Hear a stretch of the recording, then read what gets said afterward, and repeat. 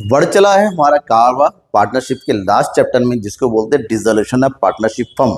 मतलब साझेदारी फर्म का विघटन, जहां पर बिजनेस को खत्म कर दिया जाता है, साझेदारी को बंद कर दिया जाता है, झोला उठाया और घर के लिए चल दिया जाता है। लेकिन झोला उठाने से पहले जो कुछ भी आपने बिजनेस में बनाया था उसको बेचना होता है। जो भी बिजनेस करते हुए आपने उधार ले रखा होता है, जो दूसरों को देना है उसको दे देना होता है। उसके बाद अगर कुछ बचा तो आपस में बट जाएगा।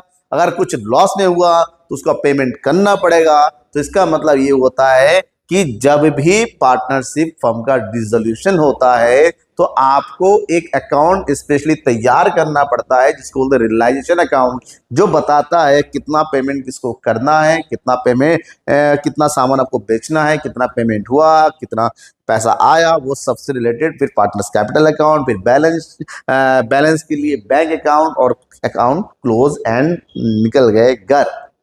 तो ये चैप्टर से आपके एग्जाम में एक एमसीक्यू, 4 नंबर का एक क्वेश्चन या 6 नंबर का एक क्वेश्चन जरूर आएगा। और पिछले कुछ टाइम में देखा गया इस चैप्टर से बेसिकली रियलाइजेशन अकाउंट ज्यादा पूछा जाता है और कभी कभी उससे रिलेटेड जनरल एंट्रीज भी पूछी जाती है। तो आज मैं realisation account and general entry दोनों ही आपको बताऊंगा इस वीडियो में। छोटा चैप्टर है, 2 या 3 क्वेश्चन एग्जाम में आते हैं, एमसीक्यूज में, शॉर्ट में और लॉन्ग में ऑप्शनल क्वेश्चन आते हैं, तो आपको ध्यान में रखना पड़ेगा।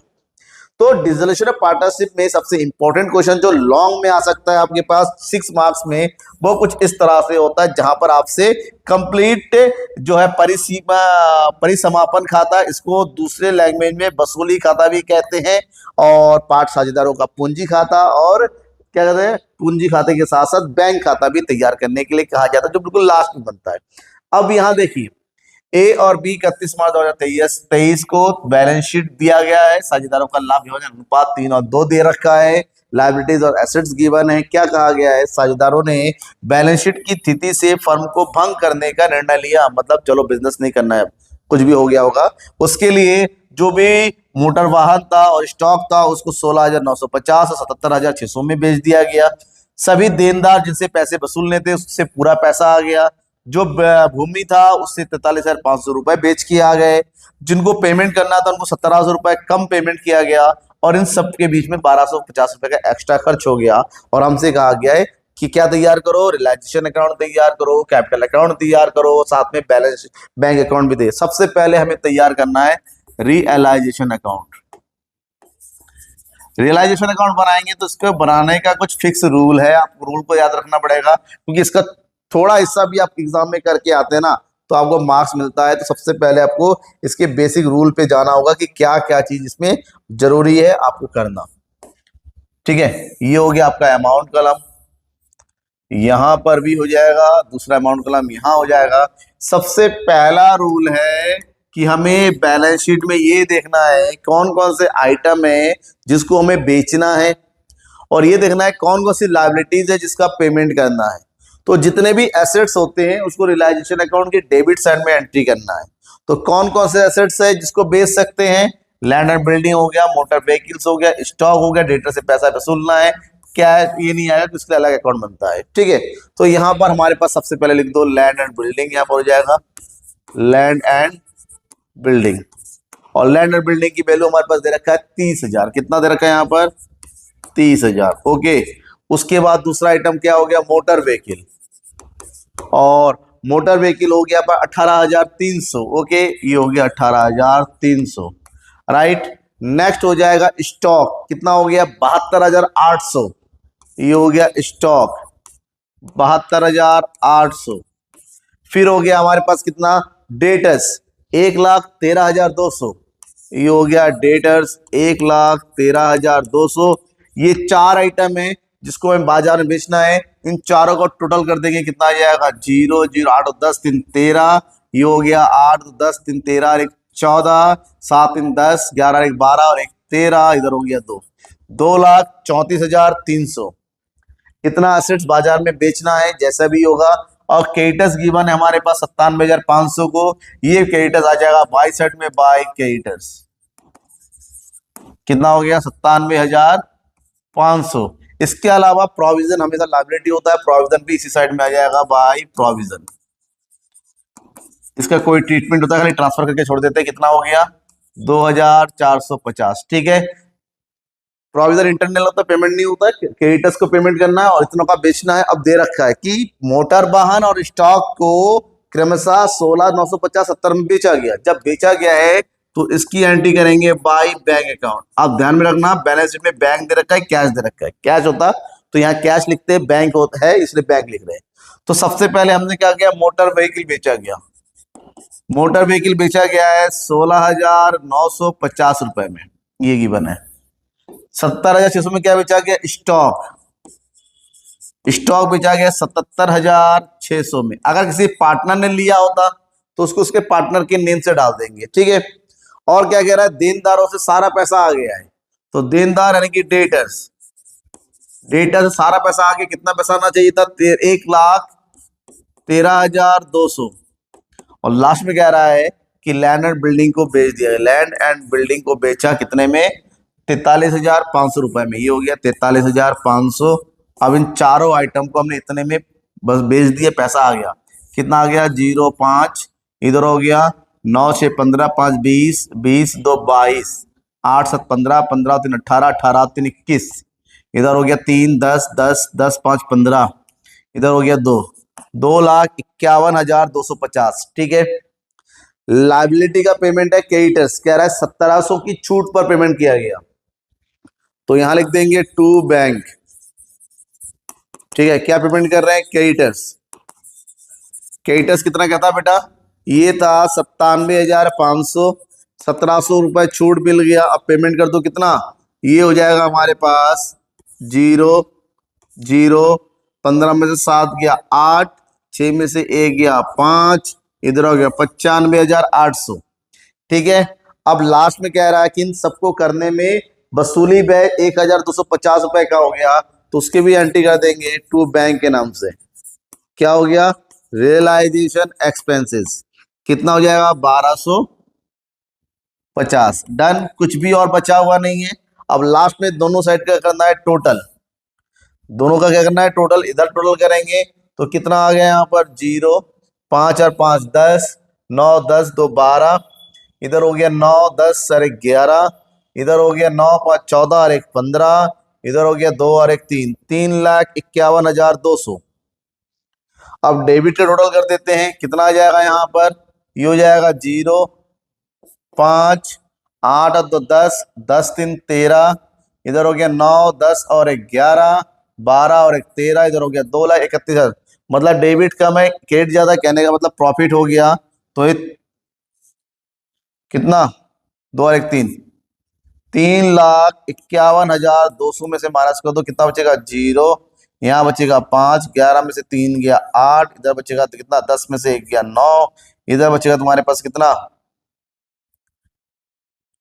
4 में से 3 गया 1, 19,850।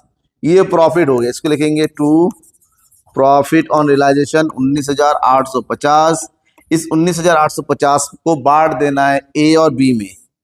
ए एंड बी किस रेशो में, गिवन रेशो में, 3 और 2 का है। तो उसको 3 और 2 में बांटो, 3/5 और 2/5।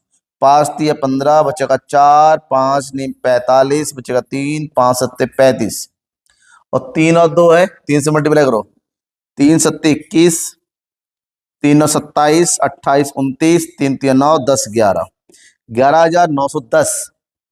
ठीक है। कितना आ गया बेटा, 11,910। अगला क्या, कितना आ जाएगा, 2 से मल्टीप्लाई करो, 0 7 दूनी 14 9 दूनी 18 और 1 19 3 दूनी 6 और 1 7 7,940। डन हो गया, क्लियर। अब दोनों से टोटल कर दो, 3,51,200। ये हो गया रियलाइजेशन अकाउंट। 50% कंप्लीट हो गया। इससे कि आपके 50 मार्क्स मिलेंगे, 50% मार्क्स। अब इसी पर बेस्ड अब से क्या कहा गया है, पार्टनर्स कैपिटल अकाउंट तैयार करो। अब हम तैयार करना है पार्टनर्स कैपिटल अकाउंट। पार्टनर से क्या आया क्या गया। ठीक है। तो पार्टनर्स कैपिटल अकाउंट, 2 ही पार्टनर है तो हम क्या करेंगे, 2 पार्टनर है तो इसी हिसाब से हम बना लेते हैं। यहां पर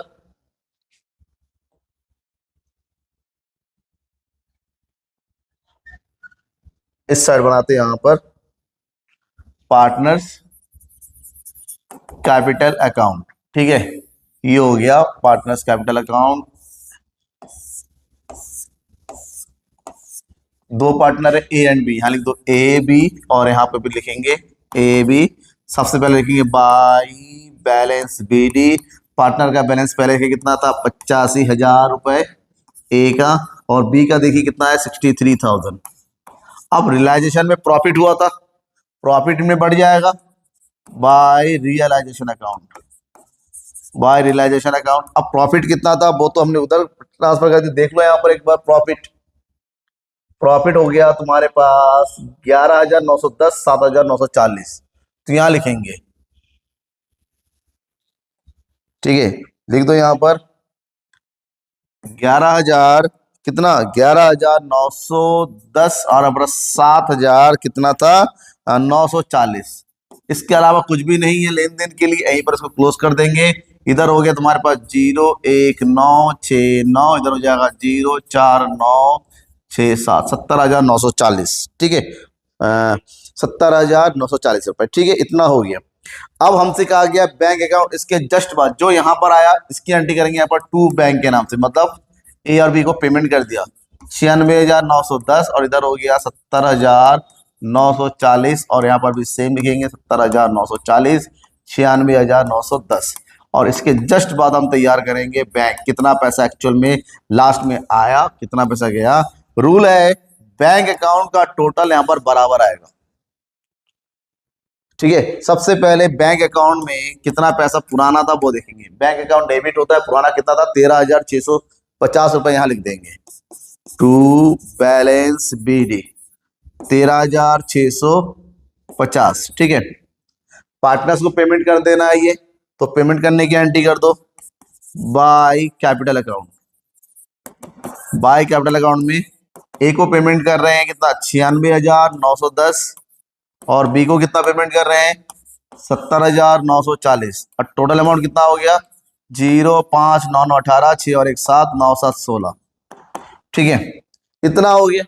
अब रियलाइजेशन अकाउंट में एसेट्स बेचा था तो पैसा आया था, लायबिलिटी का पेमेंट किया था, तो अब देखो यहां पर कितने का एसेट्स बेचा, एक बार नोट कर लो, यहां देखो एसेट्स बेचा तो इतना पैसा आया 2,51,250, और लाइबिलिटी का पेमेंट किया तो इतना पैसा गया, दोनों को ऐड कर दो, इन दोनों को उठा के लाइबिलिटी का पेमेंट करो पेमेंट साइड में, बाई साइड में, और 2,51,000 लिखो इधर, कहां पर, रिसीव साइड में, इनकम साइड में, ठीक है, यहां पर। तो एसेट्स को बेच के जितना पैसा आया उसको लिखेंगे टू रियलाइजेशन अकाउंट, मतलब एसेट्स बेच के पैसा आया, और एसेट्स बेच के कितना पैसा आया, एसेट्स बेच के हमें पैसा मिला है 2,51,250 रुपए, और उधर रियलाइजेशन अकाउंट लायबिलिटी का पेमेंट हुआ, लायबिलिटी में दो, एक तो क्रेडिटर्स का पेमेंट किया हमने, क्रेडिटर्स का पेमेंट किया 95,800, प्लस एक्सपेंस हो गया 1,250, और दोनों मिला के हमारे हो गए 97,000 कितना 50, दोनों को ऐड कर दो, दोनों का टोटल बराबर आना चाहिए, करके देखते हैं।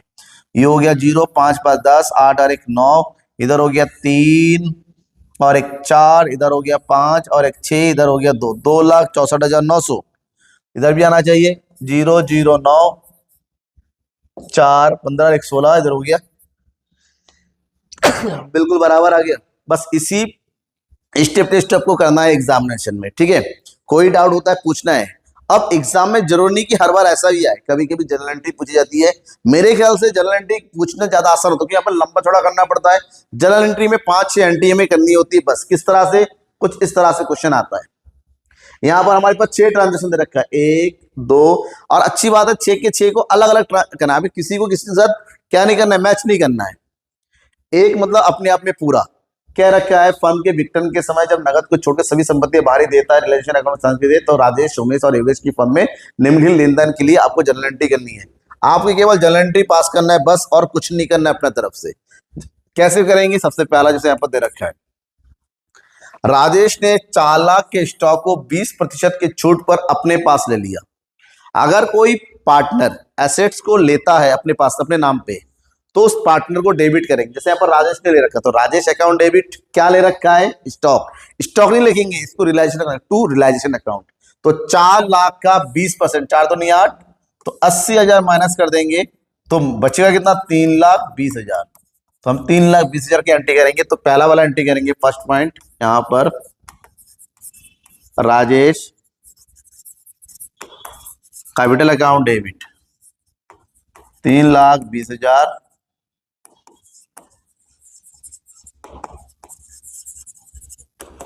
To realisation account 3,20,000। ठीक है, क्या लिखेंगे, stock taken over by Rajesh. ठीक है, नंबर 2 क्या हुआ, सोमेश ने फर्म के फर्नीचर जो फर्म की पुस्तकों में दर्ज नहीं था 80,000 में अपने, यहां पर भी फर्नीचर एसेट्स है, बुक में हो या नहीं, अगर पार्टनर से ले रखा है तो partners account debit to realisation account करेंगे। तो यहां करेंगे हम Somesh capital account debit to realisation account. कितने का है बेटा यहां पर, 80,000, ये हो गया 80,000। ठीक है, यहां पर क्या लिखोगे, furniture taken over bye Sumesh. ठीक है, अब बात करेंगे पॉइंट नंबर 3 की। 60 लाख की पुस्तकीय मूल्य वाली भूमि एवं भवन 90 लाख की एक ब्रोकर के माध्यम से बेचे गए, जिसने 10 लाख कमीशन, जैसे 10% कमीशन लिया। ये वैल्यू है, 90 लाख में बेचा गया और कमीशन लिया 10%, तो कमीशन होगा 90, जितने बेचा उसका, तो 90 लाख का 10% माइनस कर दो, ये होता है 9 लाख। इसका मतलब कितने की वैल्यू रिसीव हो रही है, 81 लाख। ठीक है, बेचने से पैसा आया, बेचने से पैसा आता है, तो यहां पर एंट्री करेंगे। ठीक है, कैश अकाउंट डेबिट कितना, और भूमि है, नॉर्मली इतना बड़ा अमाउंट कैश होता नहीं है, हम क्या करेंगे यहाँ पर बैंक की एंट्री करेंगे। ठीक है, तो यहां पर एंट्री करेंगे हम बैंक है अकाउंट डेबिट, कितना हो गया, 81 लाख रुपए कमीशन काटने के बाद, जितना एग्जैक्ट आता उतना लिखेंगे, टू रियलाइजेशन अकाउंट। ठीक है, तो क्या लिखेंगे यहां पर, भूमि एवं हम लिखेंगे land and building realised, land और बिल्डिंग को बेच के पैसा आ गया। ठीक है, अब बात करेंगे पॉइंट नंबर 4।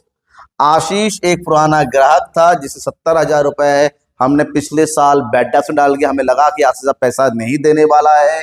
अब उसने 60% का पेमेंट दे दिया, यानी कि 70,000 का 60%, 7 6 42, 42,000 पैसे हमारे आ गए।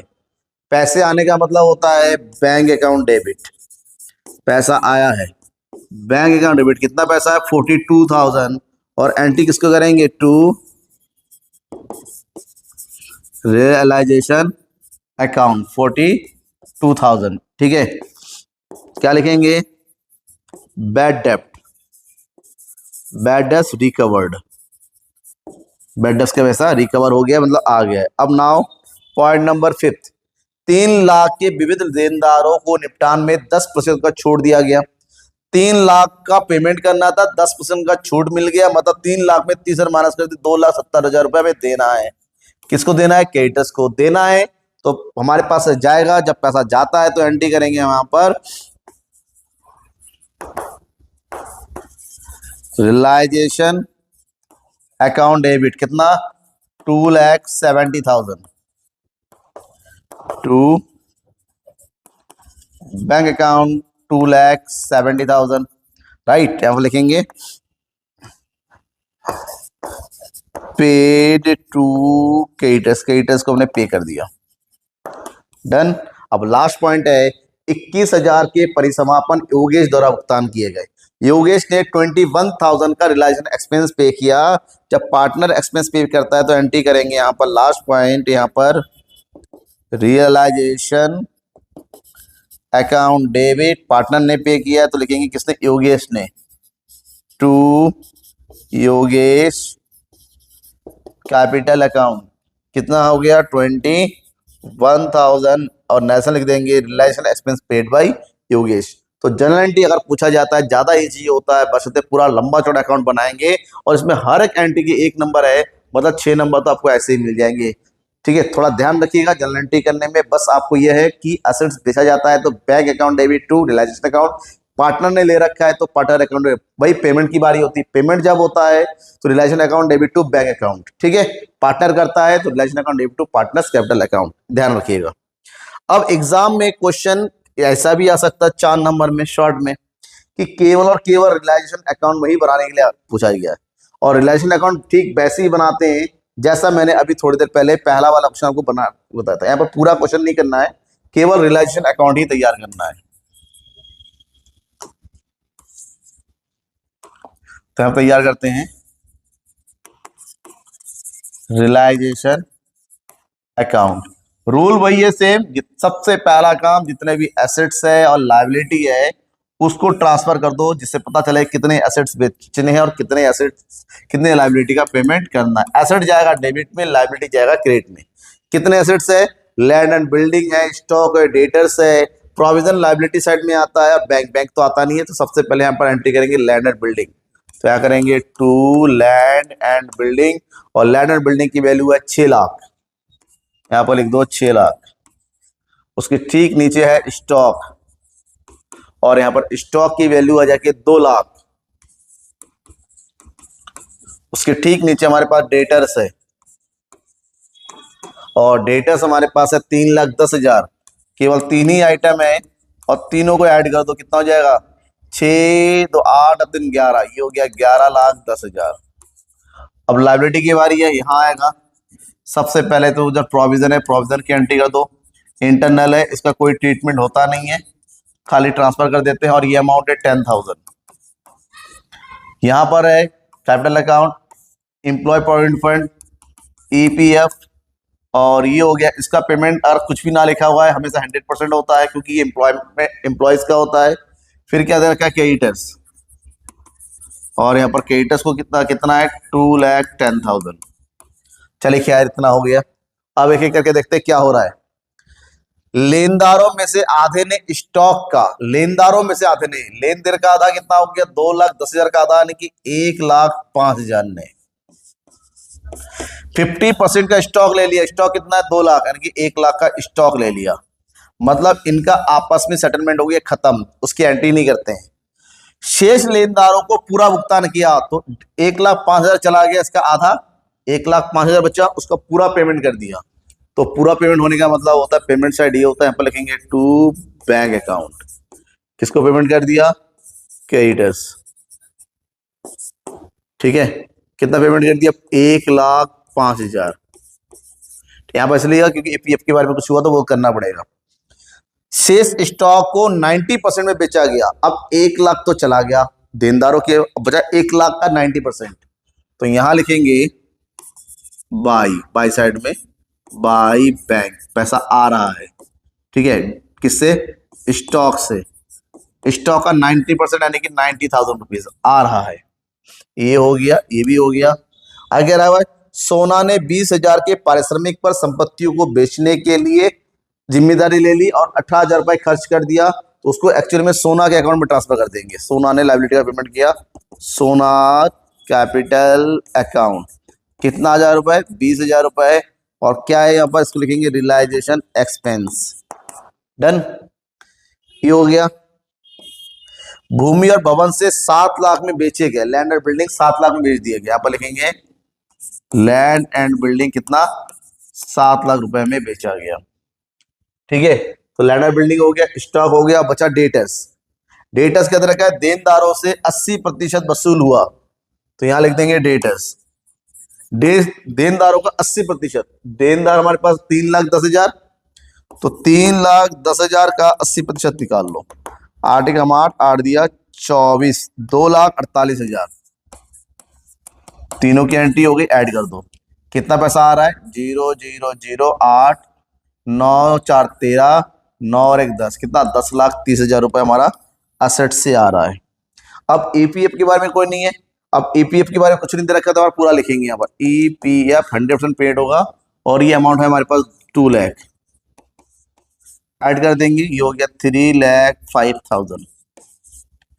क्या कुछ एंट्री है, कोई एंट्री है नहीं है। अब हम क्या करेंगे, दोनों का अलग अलग टोटल करेंगे। पहले क्रेडिट का टोटल कर दो इधर, कि क्रेडिट ज्यादा हो तो प्रॉफिट, तो ऑब्वियसली कुछ भी हो सकता है, ऐड कर दो। तो यहां पर हो गया 2 लाख, 4 लाख 10 हजार, 4 लाख 20 हजार, ये हो गया 4 लाख 20 हजार, इधर हो गया 10 लाख 30 हजार, 4 लाख 20 हजार, 10 लाख 30 हजार, तो ये हो गया 14 लाख 50 हजार हो गया, 14 लाख 50 हजार हो गया क्रेडिट साइड में। ठीक है, अब डेबिट का करके देखते हैं। 11 लाख 10 हजार, तो ये हो गया 11 3 14, 14 लाख 15 हजार, और हो गया 14 लाख 15 और 20, 14 लाख 35 हजार, 14 लाख 35 हजार हो गया ये। ठीक है,